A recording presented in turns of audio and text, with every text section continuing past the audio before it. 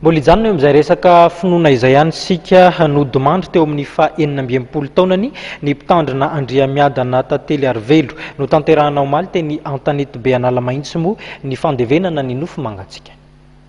No tanterahana omaly zoma 20 martsa ny fanompoam-pivavahana fisaorana sy fanomezam-boninahitra an'Andriamanitra ary fampaherezana ny fianakaviana noho ny fodimandry ny mpitandrina Andriamiadana tantely Arivelo. Nitarika ny fanompoam-pivavahana ireo mpitandrina avy amin'ny sinode aparitaly Arivo Avaradrano. Samy nisalotra ny akanjo-mpanompoana maha-mpitandrina moa ireo mpitandrina rehetra nanatrika ity fotoana ity.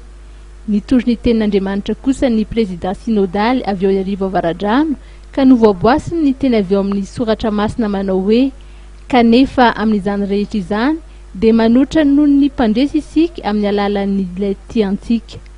Izany moa dia nalaina tao amin'ny epistily nosoratan'ny Paoly ho an'ny Romanina toko 9 ka ny 7:30. Kristianina maro avy amin'ny fitandremana sy ny sinode aparitaly Arivo Avaradrano no tonga ny fanotrona tamin'ny fianakaviana ary nisy ireo solotena mpanjakana sy manam-pahefana nanome voninahitra izany fanompoam-pivavahana izany. Araky ny tsy afoy dia 30 taona mahery no nanaovany ity mpanompon'Andriamanitra ity ny asa fanompoana maha-mpitandrina ary tao amin'ny FJKM Rasalama Martiora manaritsona mehana no nandaniny ny androm-pahavelomany.